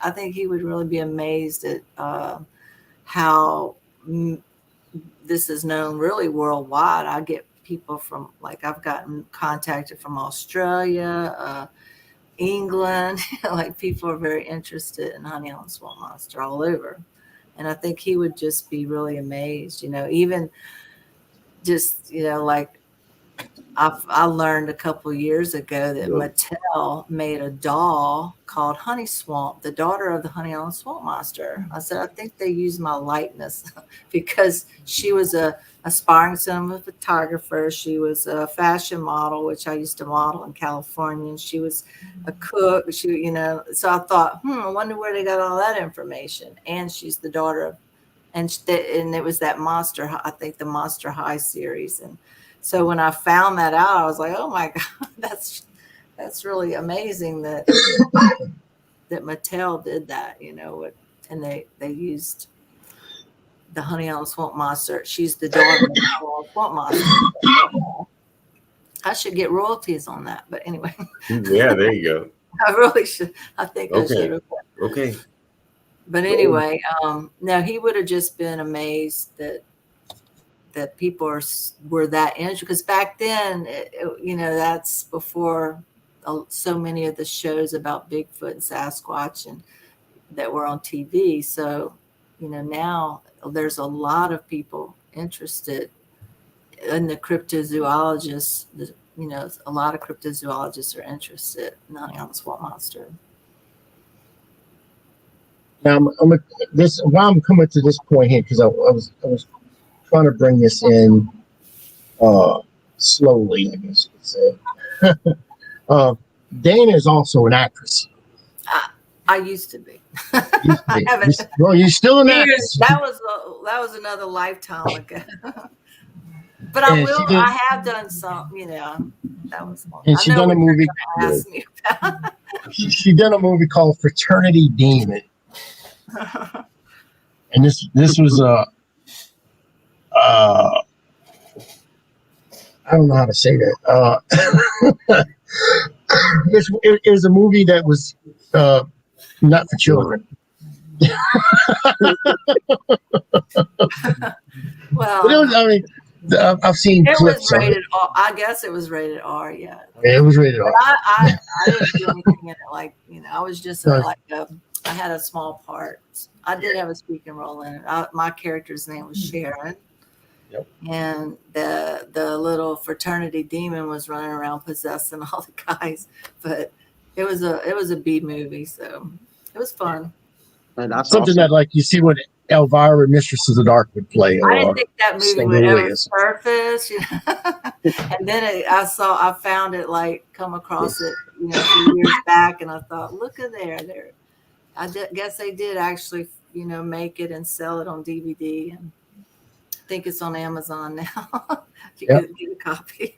You can actually catch it on. I think it's a Prime. Or Oh, what is really? it? Oh, Oh really? yeah. Let me find. I'm gonna tell you right now. The Hold on. most acting I've ever done was Shakespeare in the Park. So Mm. I did Hamlet, Macbeth. So that's the most I've ever done. A college acting troupe. You can watch it on Prime Video. Oh, wow. Okay. God. I thought it would be long, like out of, I guess now with digital, you can bring back all these old movies. Mm. I guess I've never really done acting. People say I look like a Oompa Loompa and like stuff like that, but I never acted. I'm just saying. Oh, you were in Leprechaun 3, don't lie. Because it was re-released. The streaming date was August 5th, 2016. Really? I got Amazon Prime too. Well, no, this was done back. They filmed that. It had to be in 95 or so, like that. Because I came back in 98. 92. 92? Okay. Wow. I told you it's another lifetime ago. I was probably 20 something. I was 20 something. Well, that's when we all mess. I mean, that's when we all do our But craziness. I don't regret any of that. It was a learning. That was fun. I'm glad I got to do all those things and go to LA and experience all that. I've been to Italy, a lot of places when I was modeling. There you go. At least you followed your dreams. Yeah. Absolutely. But I had to come back to Louisiana. Everybody that leaves Louisiana usually comes back here. Yeah. I was like, I was homesick. I knew I'd come back one day. So I was born not born, but I grew up about 400 yards right behind this door. I went in the Navy, went all the way around the world, and live right here. yeah. Home sweet home. Yeah. That's what your wife was born in Indiana, but she said she's going to leave you and come live in Louisiana just for the beignets. I know it. She actually talked about getting a small business loan and opening up a Cafe Du Monde in Fort Wayne. You'd probably do well. I bet it Very would. well. Oh, absolutely. Getting a franchise. Follow the recipe, can't go wrong. So Well, no, Yeah. I think it would actually fail. all they serve, I think, is they can bring you out some cold water in a little bitty glass, their coffee, and a beignet, a plate with 3 beignets in it. And Oh, you can get chocolate milk, you can get coffee and stuff like that now with it. But yeah, I think Tim's business, I think she would fail because she would eat all the profits. I mean, that woman, I seen her, she looked like a Coke addict. I mean, she had that stuff all over her face. you got to wear a bib when you eat those. Yeah, I got a large coffee while I was there. And I loved it. Didn't she eat yours? Y'all split Scott, one? you Y'all gotta had try one? that sometime. No, I have one and she had 2. Yeah. Scott, you got to try chicory coffee sometime. You know me, I'm drinking coffee now. I mean, I will drink me some coffee. I'm a happy man. I got good That's coffee. like chocolate milk, man. You got to drink you some coffee. Oh, I got some coffee. I got Black Rifle coffee today. I'm a very extremely happy man. I mean, you got to drink that coffee that's just like swamp water. I mean, that stuff is just as black. You just take it in your cup. You stir it in your cup, and if it doesn't stain the inside your cup, then it ain't coffee. Oh, I know. I was in the Army for 8 years. I mean, it looked like muddy water and tastes like turpentine. I ain't gonna lie. I used to be 6'3", but it's so strong it shrank me. How tall are you now, Scotty? 5'1". It did a number on you. Oh yeah, I'm that magical leprechaun. That's some good stuff, man. That's the best stuff I've ever had in my entire life. I was raised on that. I mean, when I was little, I can remember my dad told me he used to take milk and he'd put a spoon of coffee in my milk, and that's how you give it to you like that. You know, the kids learn in Cajun country anyway. When I'd go visit my grandfather, my grandmother, great grandparents, my grandfather would come every morning with little cups of espresso type coffee that he'd make, where you pour it through and drip it, and he'd bring everybody a cup of coffee to get them out of bed. That's like really strong, and that's how I learned when I was young to drink. I was still a kid, and so that's when I started drinking coffee, and very strong. My grandma, As Cajuns are, maybe we are. Yeah, that must be a thing for our generation, because my parents, I'm 47, and my parents said when I was younger I loved to drink coffee, and even to this day, I mean, we called it sugar milk. Sugar milk, yeah. Napoleonville, when we go visit my grandparents, sugar milk. Can we have sugar milk? Yeah, I like that. I go to like the CC's Coffee, and you walk off Starbucks or something like that, and I say I want a coffee, and they say, "What do you want?" They listing all this stuff like, "You want a Fracamaca, Chocoloca, and all." What the hell are you done talking about, man? I want coffee. A cup of coffee, man. Black coffee, straight, no chaser. I'll put my own in. I'll put my cream and sugar in if I want, but just give it to me. No, they call that the Americano, and the Americano. It's an espresso shot. So, espresso, yeah. They gave me espresso one time. I said, "Where's the coffee?" And I drank that stuff. Okay, I never thought, what's the taste in it? I mean, to me, it just tastes like old coffee. That's all it is. It tastes like an old. It's strong. I'll take about 3 or 4 shots of espresso in my coffee. I like caffeine, I guess. Me too. He keeps trying to make his heart explode. All that coffee and hot sauce. I mean, what the hell, man? You're gonna be dead before the end of the day. I did studies saying coffee is actually good for you. So I used to think it's bad for you, but they have said coffee is actually good to drink. It is. Well, you say it stunts your growth too, but I'm 6'3" and I've been drinking it since the 3rd grade. Yeah, Scotty. Too tall to say it stunts art, because that's obviously not true. Scotty's been drinking it since he came out of his mama's womb. And look at him. It's stunning my growth. My third grade teacher, I was so hyperactive, they'd tell my mama to give me coffee before I come to school to calm me down. Well, I don't know why, because they say it's good for your hair and you ain't got none. I'm just saying, bro. I blame my mom's side. All my uncles on my mom's side are bald. We're getting about 7 minutes away. Dana, what's in your future? What are your plans for the future with going forward from this point on? Working on some other books, and hopefully I have a lot of screenplays I've written. I'd like to see one of them get made. Set in the swamp. I have a few that I'd like to try to get done, and that was one of my passions, was writing screenplays. And so, and of course I had to write about the Honey Island Swamp Monster.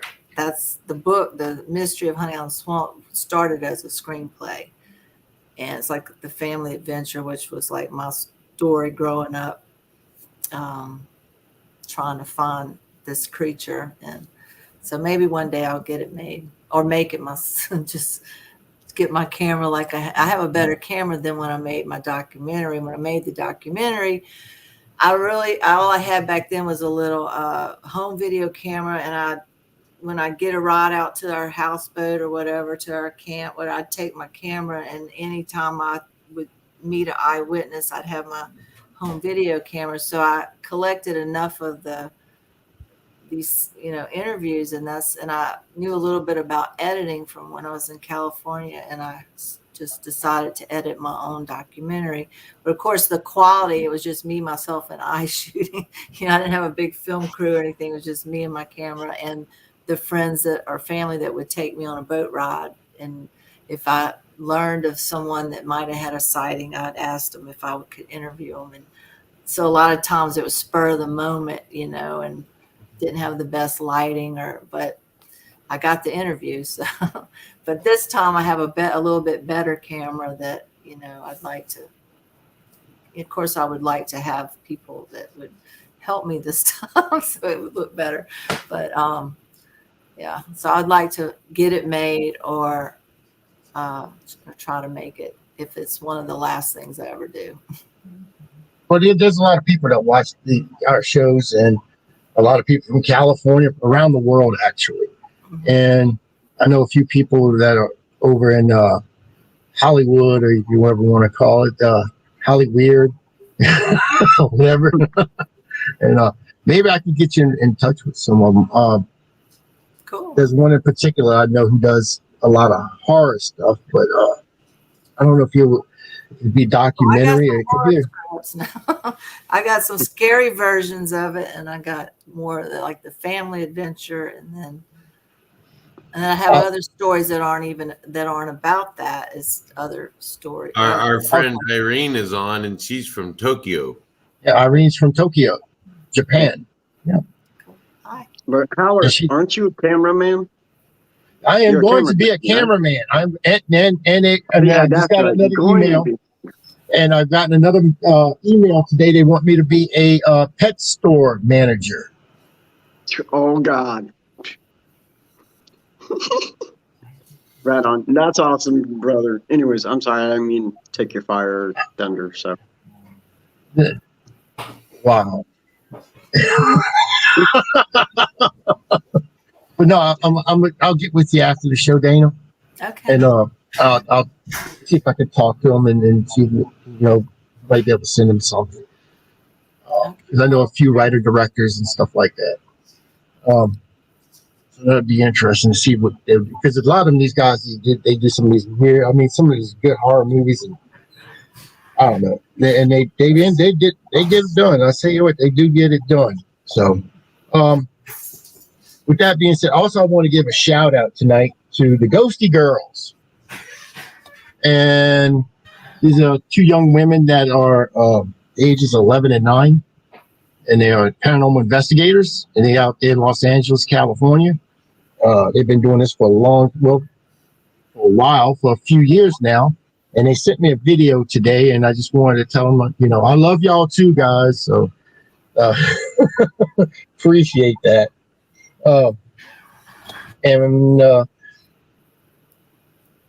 What y'all? We got 2 minutes. What y'all having to eat for tomorrow? What's on the menu? Turkey, dude. Besides turkey, anybody eat turkey? Come on. Well, I don't know. My family does pretty traditional, man. We're gonna have turkey and probably stuffing, deviled eggs. We got sweet potatoes. I think we made 2 cheesecakes.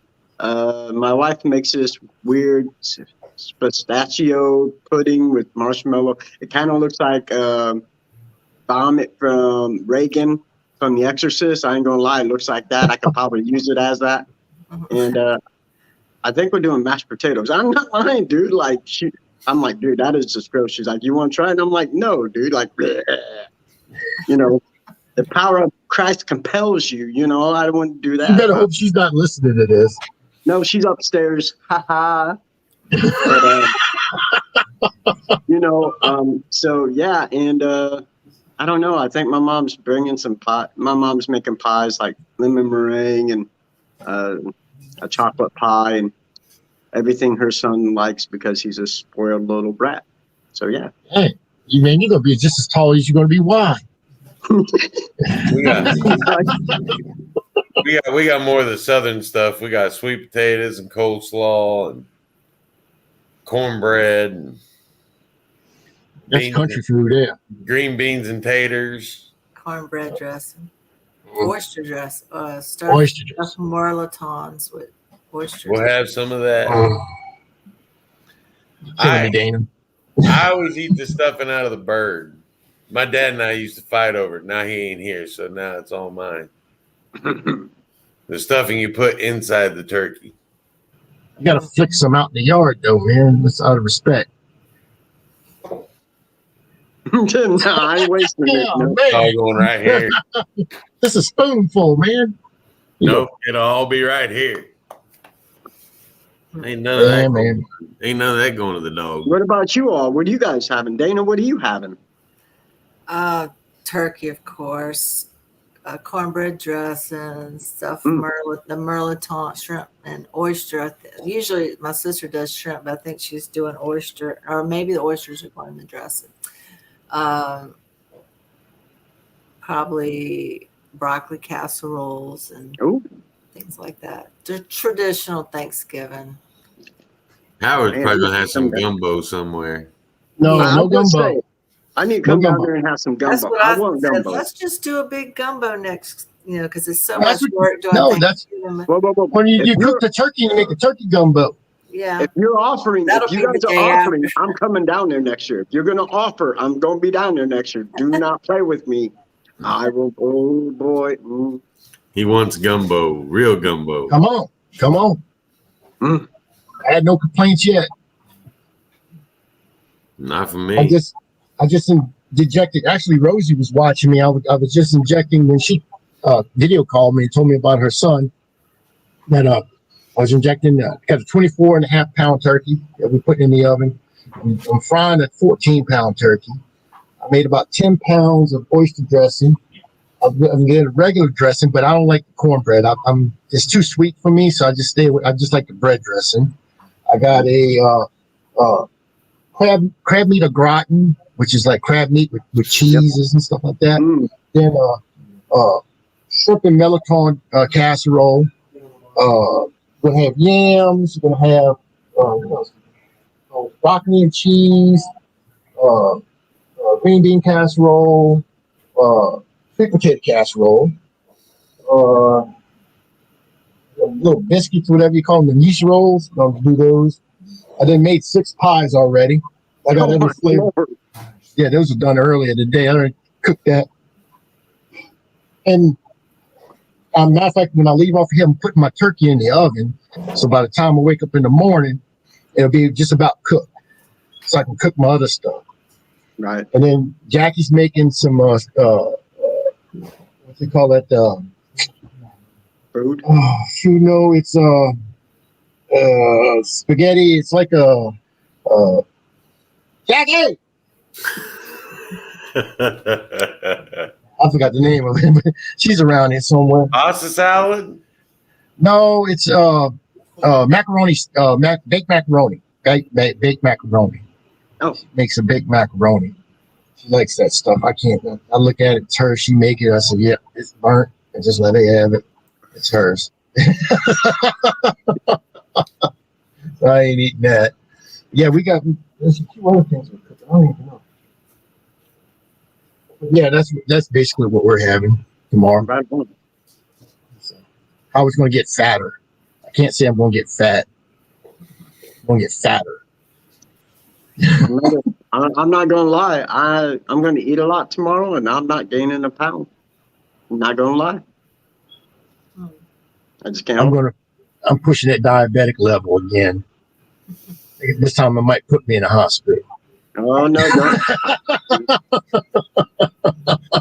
Just stay away from the bready stuff and stay away from the sweets, Howard. You'll be all right. You Oh, man, cannot that's a whole say part that of to it. a man. You know, you cannot. You cannot say that kind of stuff. That is wrong. I got Yeah, whipped cream and everything. I'm supposed to make a Cool Whip. pineapple upside down cake. And then she's baking a cake. So That's my favorite pineapple upside down cake. I'm a Linda cheesecake says, man. You want to wait in my heart? Make me a good cheesecake, or a lemon meringue pie, or a key lime pie, or I blackberry like a pie. cherry cheesecake, I like pie. What can I say? but I don't like that. Scott likes Crystal's cheesecake. I just noticed people are writing things at the bottom here. Hi, Linda. Yeah, I didn't know I was supposed to be reading the answer. Hi, Linda. Yeah, And my they got wife makes cheesecake from scratch. She does. Yeah, I seen that cheesecakes. Those look pretty. I would tear one up. I wouldn't No, not. you do. That's the only thing I ask for my birthday every year is a homemade cheesecake. Now, I like it plain. I don't like it with any of the fruit topping. Not like just a plain New York style vanilla cheesecake. My mom sent me a recipe where it's almost like a cream cheesecake, and you put it in a. You actually keep it cold, and it's almost like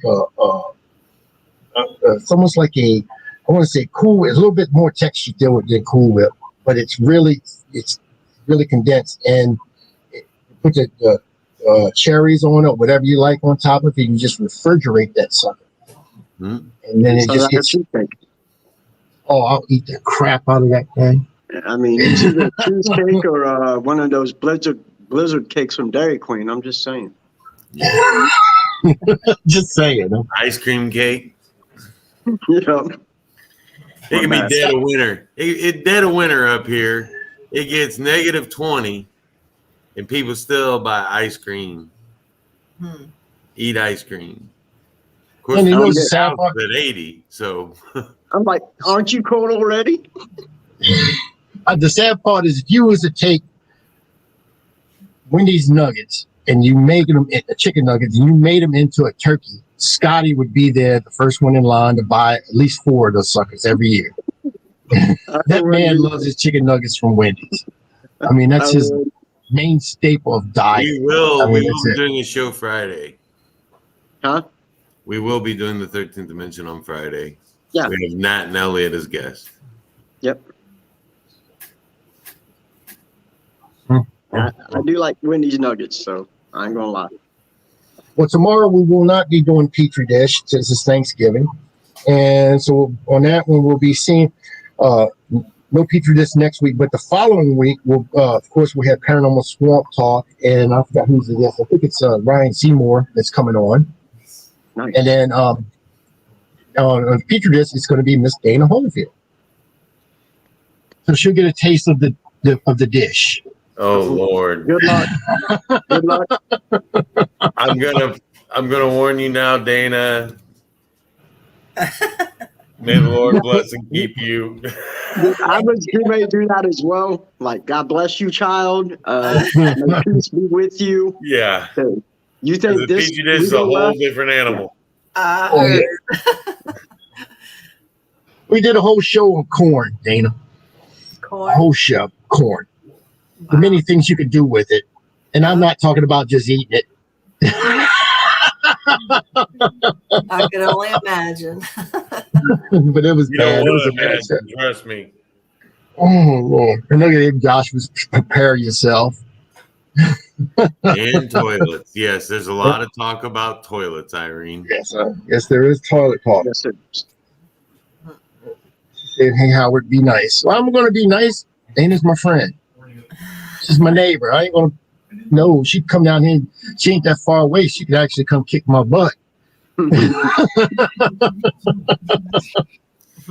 Well, you about half hour from Honey Island? About 15, 20 minutes. Oh, 15, 20 minutes? Yeah. Yeah, I knew him far. It's in my I just- backyard, so. Yeah. It's up on I-12. I'm right there on 12. Boom. Right so there. when I come down to see you, Howard, I get to meet Dana. We could all go hunting. We could do some hunting. She'll shoot us before we even enter the yard. She won't know if we're I coming or think not. he meant That honey depends for the on how honey that island other swamp show monster. goes. That's goes.